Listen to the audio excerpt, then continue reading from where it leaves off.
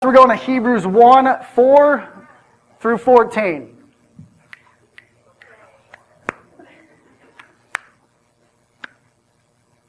Hebrews chapter 1. We're in a series called Radiant because there is a phrase in Hebrews 1 that Jesus Christ, the Son of God, is the radiance and the exact imprint in the nature of God. He is the radiance of the glory of God. And He is your life, which means the radiance, it radiates from within you. Radiance. You can't see the light waves coming from the sun, but you can feel them. Right? Because it radiates off them. It radiates off the sun.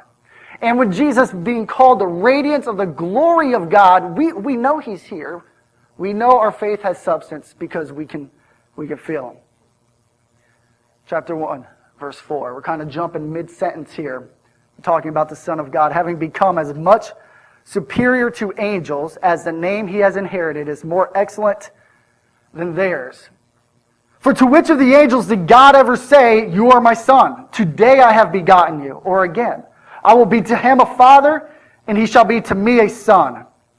Verse 6. And again, when He brings the firstborn into the world, He says, "Let all God's angels worship Him." Of the angels, He says, He makes His angels winds and His ministers a flame of fire. But of the Son, He says, "Your throne, O God, is forever and ever. The scepter of uprightness is the scepter of your kingdom. You have loved righteousness and hated wickedness. Therefore God, your God, has anointed you with the oil of gladness beyond your companions." Verse 10. And you, Lord, laid the foundation of the earth in the beginning, and the heavens are the work of your hands. They will perish, but you remain. They will wear out like a garment. Like a robe you will roll them up. Like a garment they will be changed. But you are the same, and your years will have no end. To which of the angels has He ever said, "Sit at my right hand until I make your enemies a footstool for your feet"? Are they not all ministering spirits sent out to serve for the sake of those who are to inherit salvation? Radiance.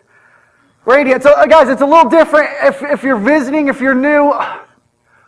I want to make you aware of your new life, which is Christ in you. Okay, it was a few months ago, the end of spring. The humidity level was probably in the 50-60% range. It was maybe mid-80s. The weather was perfect. And I remember the day because it was a fantastic day. It's one of those days you just want to live in forever. It felt like heaven on earth. Just driving around, doing my errands, waving at people, the two-finger salute. One of those days you just feel confident about yourself. Windows down, you're beating to the country on the side of the door, and you're waving at people at the stoplight. You're the king of the world. And I remember I had to go home, do some errands, and go out to a doctor's appointment. So I went home, and part of my errands or stuff to do at the house, I take care of my fish. Did you know if you put blue dye in the water, the birds will see themselves and not eat your fish? And I've lost 80 fish at this point, so I decided to start putting blue dye in my water, and so be it. And my fish are protected, so worked on my pond, did some stuff around the house, and I got back in my truck and still living in this cloud nine feeling of this is the best day ever. I'm back in the truck waving at people, and people are starting to smile back, getting some giggles and stuff. It's like, man, I'm lighting this city up today. I remember going to the doctor's office, high-fiving the old lady at the door, and walking through, just waving. I felt like a politician at one point. That's how good this day was. I go up to the receptionist, and this is the epitome of it. When you wink, and you don't know where the wink comes from. You know what I'm talking about. I winked at her.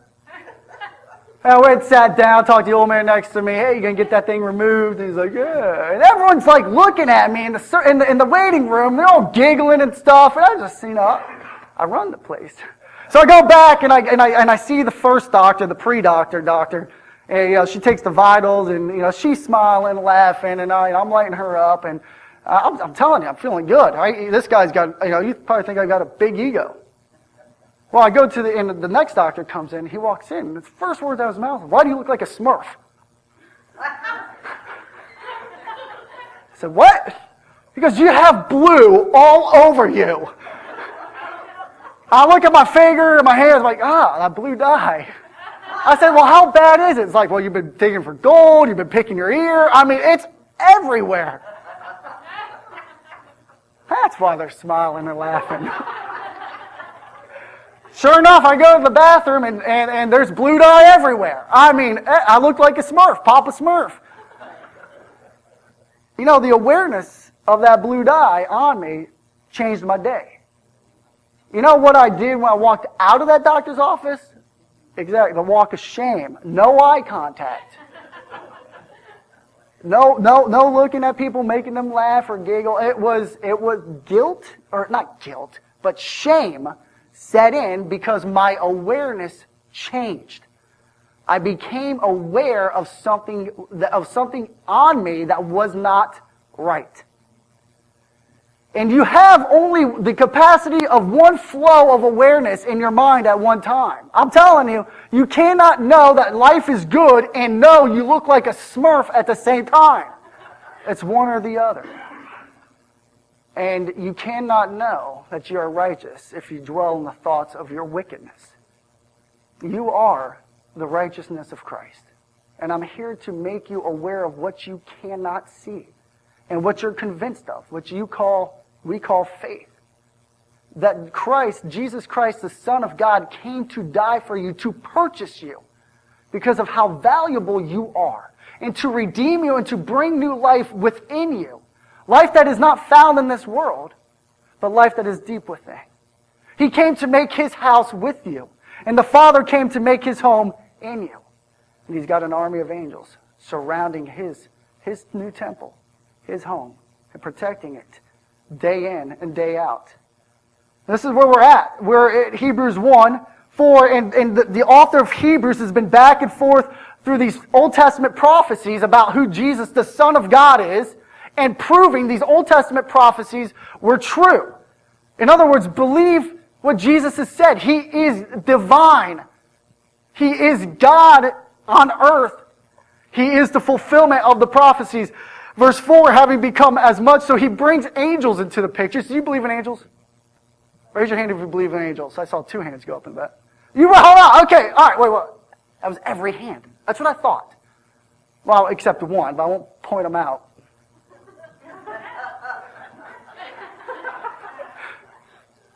Hold on.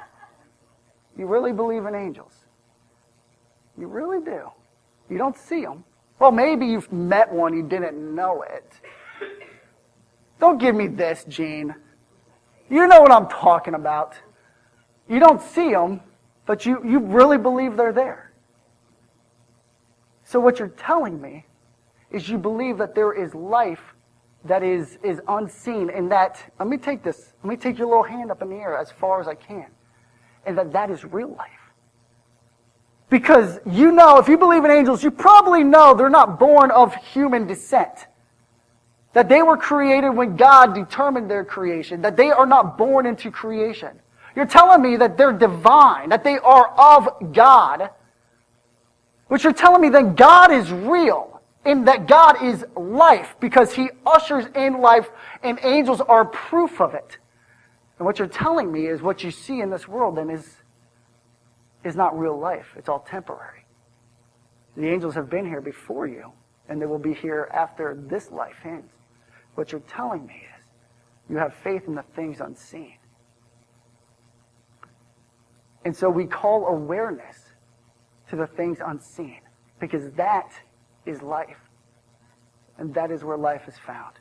Having become as much superior to angels. So the author of Hebrews, which we are uncertain of who the author is, some believe it's Apollos, some believe it's Paul, having become as much superior to angels as the name he has inherited is more excellent than theirs. For to which of the angels did God ever say, "You are my son.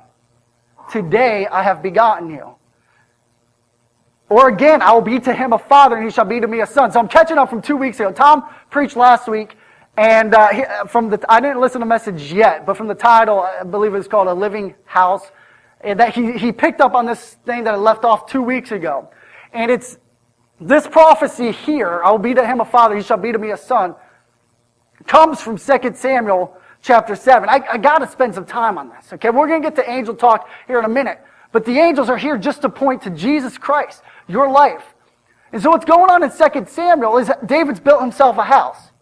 All right, if this is repetition, I apologize, but this is good. David built himself a house in the promised land. The promised land. The land of promise. You only say it so many ways. It's the same thing. It's a promised land. God promised it to them and brought them in and defeated their enemies. And David looks around. He's got his house built, and he says, well, God doesn't have a house, so I should build a house for God. And the prophet Nathan says, go for it. And then Nathan has a vision at night, and the next day says, David, I missed the mark. I was wrong. Don't go for it. And this is where we pick up. And I will point a place for my people. Nathan is just saying God's words, Yahweh's words to David. I will point a place for my people, Israel, and plant them. Okay, see, the irony in this is they are in the promised land. Well, so it's not talking about the promised land. But that's weird because if there's a better land than the land they're in, then why didn't God bring them to it to begin with?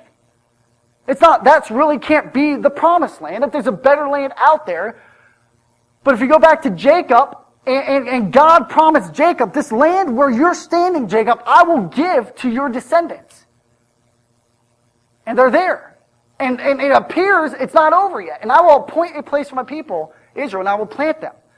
So that now this isn't distant from you. This is not like, let's just learn about 2 Samuel. This is about you, okay? I will plant them so that they may dwell in their own place and be disturbed no more. And violent men shall afflict them no more, as formerly. Well, where can you go in the world to find no affliction from violent men? There's no place on this earth that you can escape violence. It's everywhere. Unless the formerly points to the Garden of Eden, where things were right, and where the relationship with God was perfect and whole. That is what the formerly is pointing to. From the time that I appointed judges over my people, and I will give you rest from all your enemies. For moreover, the Lord declares to you that the Lord will make you a house. See, David, you're not to make me a house. I'm going to make you a house. But David's in a house. So it's becoming abundantly clear that what is being spoken of is not of this world. But David, I'm not going to accept your house. You're going to accept my house for you. When your days are fulfilled and you lie down with your fathers, I will raise up your offspring after you, who shall come from your body, and I will establish this kingdom. And your first thought is Solomon. But is it talking about Solomon? He shall build a house for my name. Well, then Solomon goes out and builds a house. But is that the prophecy? I will establish the throne of his kingdom forever. Well, no. Because his throne did not last. The throne of the Jews did not last, but there was an offspring of David whose throne does last, Jesus Christ, the Son of God, the King of Kings. I will be to him a father, and he shall be to me a son. A picture of the new covenant right there in 2 Samuel. This is the hard part. But this is the gospel in the Old Testament. When he commits iniquity, I will discipline him with the rod of men and with the stripes of the sons of men. We finish this out and come back to that. But my steadfast love will not depart from him, as I took it from Saul, whom I put away before you. And your house and your kingdom shall be made sure forever before me. Your throne shall be established forever. Back to verse 14. When he commits iniquity. Jesus Christ was born in the likeness of you for one purpose. 1 Peter 2, stepped down from his throne, and he bore your likeness so he could bear your sin. He became your sin. I want to push this to the very edges of being uncomfortable, because we don't go there enough. If the Father had you and his Son, Jesus Christ, before him, you appear righteous and he appeared as the sinner. He was the one punished. And the only way for that to happen is if he's the one to commit the iniquity. And so this isn't just a simple like illustration or analogy or he just accepted my sin, although you still committed them. He, in the Father's eyes, commits them. That is the only way he can hang on a cross and be punished by his Father. So your sin has been taken from you. It is no more. There's no need to talk about the thorns in the field. Let's talk about the treasure buried deep within. That you are the righteousness of Christ. His holiness has been given to you as he took your sin and became your unrighteousness. It was his only reason to be born in your likeness as a man, to carry your sin to the cross. But he was still divine. He conquered it. Sin could not hold him because he had God's nature in it. He was God's nature hidden in the cloak of humanity. And on that third day he rose and he conquered sin and he swallowed up death, and we all have victory through our brother Jesus Christ. Amen. You are the righteousness, being conformed to the image of the Son day in and day out. But that life is in here. It's not out here. This life has been set outside the vineyard to be burned one day. But the new life is being protected by an army. So he says, I will build you a house, David. I will build you the house. You will not build me a house. I'll build it for you. And this is really cool when you start talking about angels and how all this pulls together. But let's go to John 14. It says John 4 up there, but it's John 14, 1 through 3, and we see this fulfilled in Jesus' words. Let not your hearts be troubled. Believe in God. Believe also in me. In my Father's house are many rooms. If it were not so, would I have told you that I go to prepare a place for you? Now, if you go to John 14 on our webpage and look up that sermon, guys, you'll learn a lot more. But Jesus is right before his crucifixion. He tells his disciples, I'm going to prepare a place for you in my Father's house. I'm going to prepare a room. And don't think brick and mortar. Don't think he's up there as a carpenter and chiseling away, because the house is so much better. If I go to prepare a place for you, I will come again and take you to myself, that where I am, you may be also. Fast forward to verse 23. Where's this house? The house that was prophesied in Samuel chapter 7. Jesus answered him, if anyone loves me, he will keep my word. My Father will love him. We will come to him and make our home with him. You are the temple of God. You are the house. You embody the glory and the radiance of the Son of God. And the Father will protect that at all cost. And what a lot of people like to do is point to the ruins of the old house and bring that back to life in order to destroy it again, to talk about the new house. I see no reason to resurrect the old man. I see no reason to bring back the old man into the picture, because I was told to put on the new self. And I'm going to look forward to heaven and to my official home that is awaiting for me. And in the time being, you are the house of God. This is what was prophesied to David. His house established forever. You're the home to the Father and to the Son. And the life is their spirit. So we pick up back in Hebrews 1, verse 6. So he's still comparing this back and forth, the Son to angels. And again, when he brings the firstborn into... You see, when we talk about the old man, we become aware of all the problems of the old house that was never meant to last.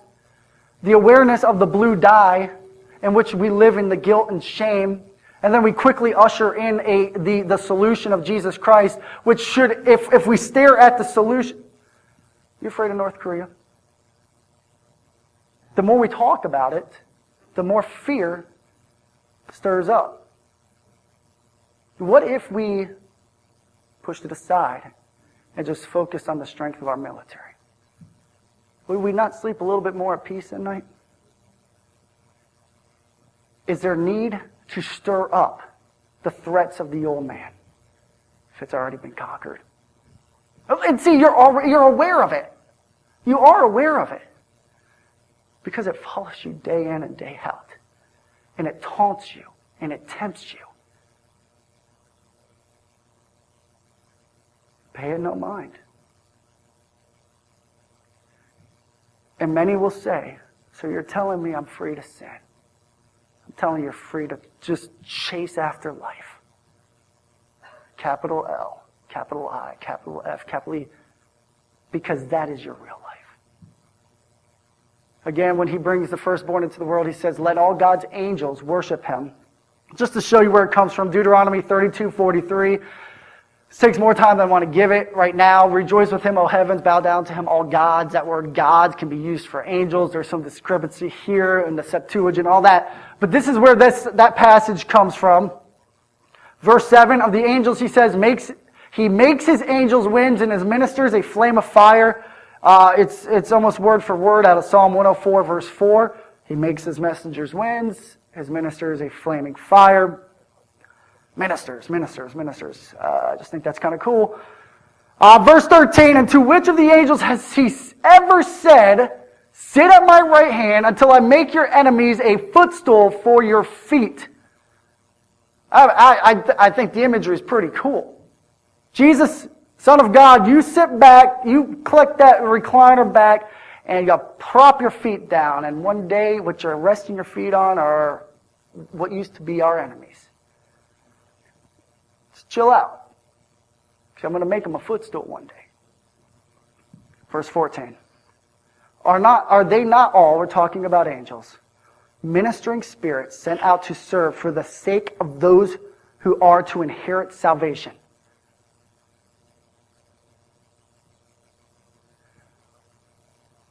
Are they not all ministering spirits set out to serve for the sake of those who are to inherit salvation? All right, you've already admitted to me that you believe angels exist.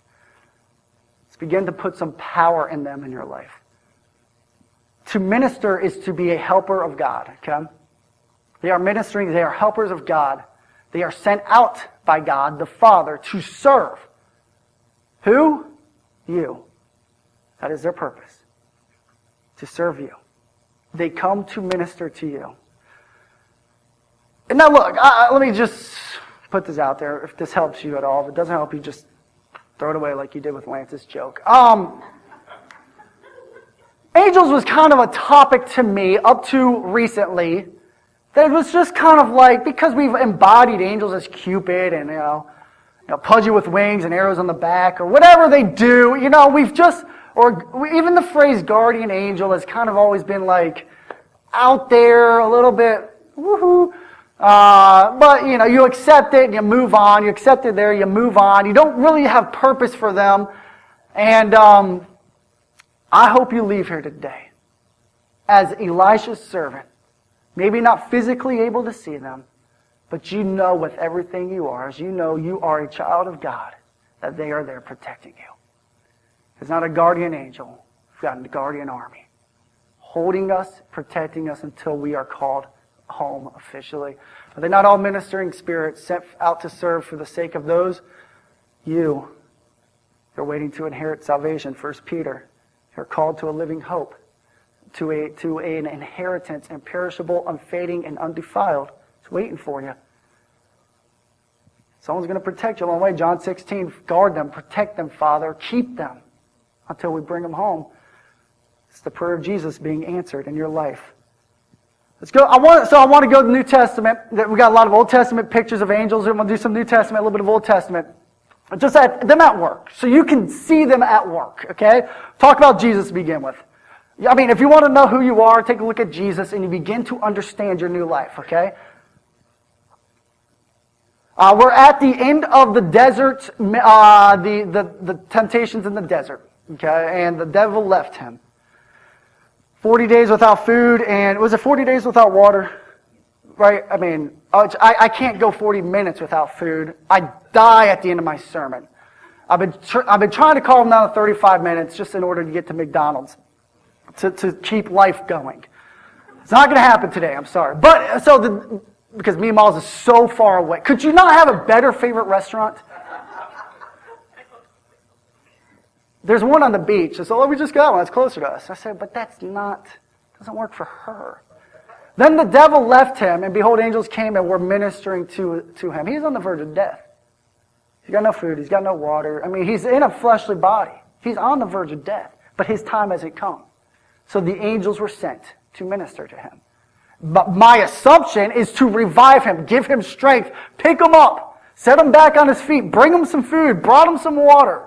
And Jesus leaves the desert refreshed. His time wasn't yet, had not come yet. Let's go to Jesus in the garden, Luke 22. He's in the garden. Okay, now he's about to die. He's about to hang on a cross for you, for his disciples that were in the garden. And he's come to his hour. He's come to his hour. And he brought 3 disciples into that garden with him, deep into the garden. And what are they doing? They're sleeping. And he wakes them up. Guys, I really need you right now. Could you just keep guard? Let me know when they come. They fall asleep. Again. Guys, I really need you. I mean, can you relate? You go through hard things in life, and you just want someone there with you. You don't even have to say anything. Just their presence, a good friend next to you. And it seems as if they're always sleeping, and you're left alone to suffer through the anxiety of life. And there he is. He's left alone. And Luke says he sweated blood drops. This is where his anxiety was. Don't think anxiety is wrong. It's what do you do with it? And Jesus handles it perfectly. He brings his anxiety to his Father. And there he is. His friends are asleep. He's staring death. He's waiting for his enemies to arrive. Father, if you are willing, remove this cup from me.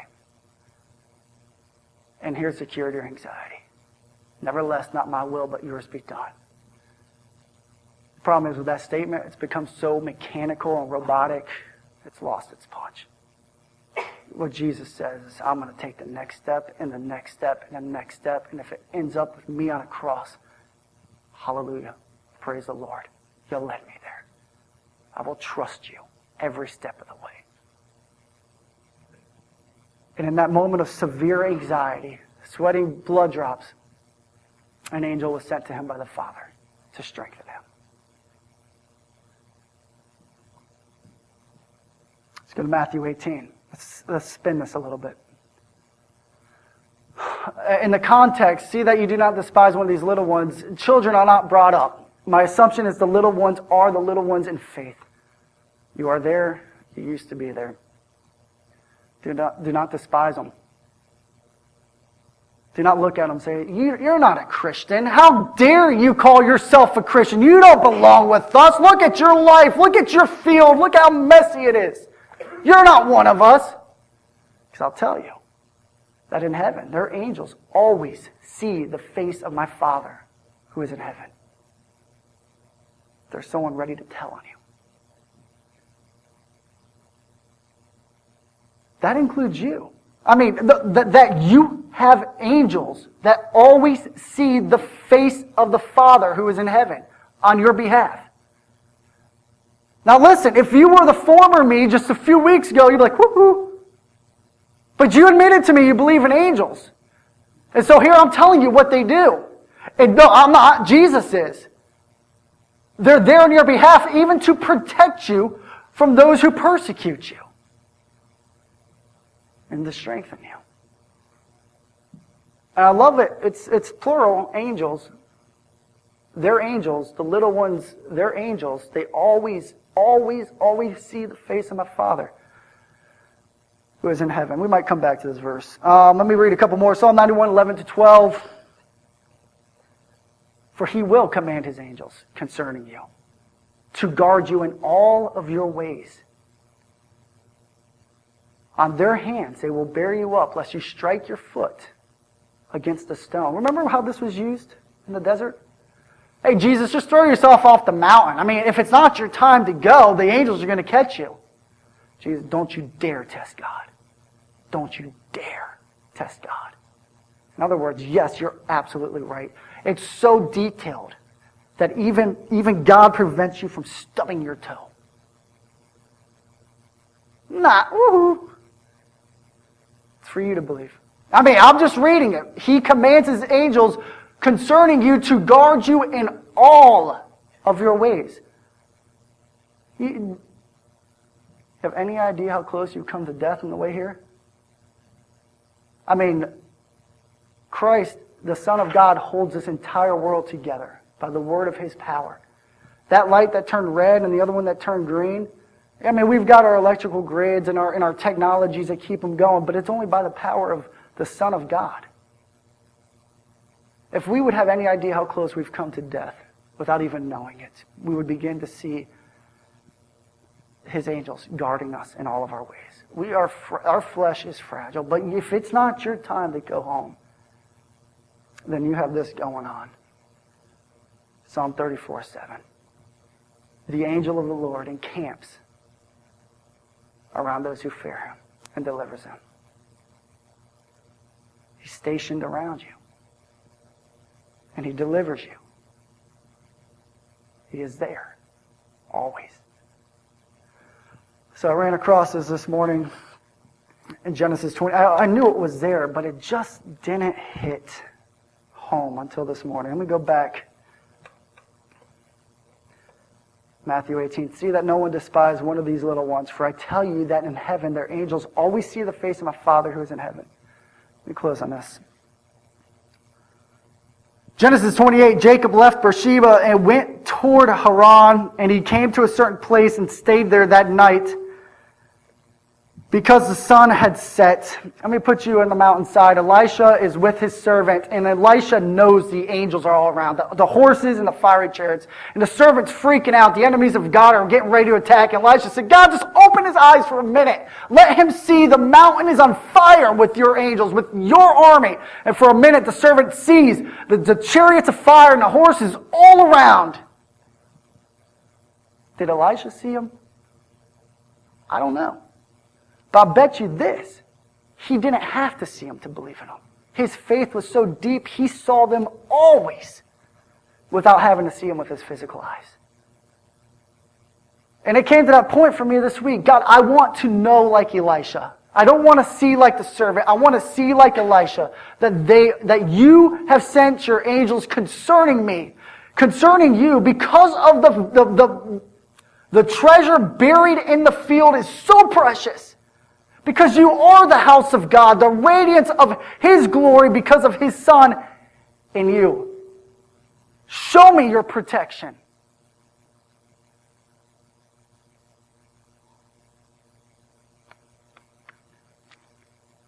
Jacob left Beersheba and went toward Haran, and he came to a certain place and stayed there that night because the sun had set. Taking one of the stones of the place, he put it under his head and lay down in that place to sleep. And he dreamed, and behold, there was a ladder set up on the earth, and the top of it reached to heaven. And behold, the angels of God were ascending and descending on it. And behold, the Lord stood above it and said, I am the Lord, the God of Abraham, your father, and the God of Isaac. The land on which you lie I will give to you and to your offspring. Your offspring shall be like the dust of the earth, and ye shall spread abroad to the west and to the east and to the north and to the south. And in you and your offspring shall all the families of the earth be blessed. Behold, I am with you, and will keep you wherever you go, and will bring you back to this land, for I will not leave you until I have done what I have promised you. Then Jacob awoke from his sleep and said, surely the Lord is in this place, and I did not know it. That's where Father, may they know you are in their place. You are in them. And he was afraid and said, how awesome is this place? This is none other than the house of God. This is the gate of heaven. So early in the morning, Jacob took the stone that he had put under his head and set it up for a pillar and poured oil on the top of it. He called the name that place Bethel, which means house of God. And Jacob made a vow saying, if God will be with me and will keep me in this way that I go, and will give me the bread to eat and clothing to wear, so that I come again to my Father's house in peace. And the Lord shall be my God, and this stone which I have set up for a pillar shall be God's house. And a couple thousand years later, Jesus looks at his disciples and says, I'm going to prepare something for you. A room. In my Father's house are many of them. Many of them. And I'm looking at them right now. And you have the angels of the Lord encamped around you, always seeing the face of the Father. You've got a Jacob's ladder. You can't see it with your physical eyes, but it's there. The question is, do you believe it? Because if you do, you can leave this place and rest. You can leave it in peace. You can leave it knowing your Father is protecting you. He'll call you home when he's good and ready.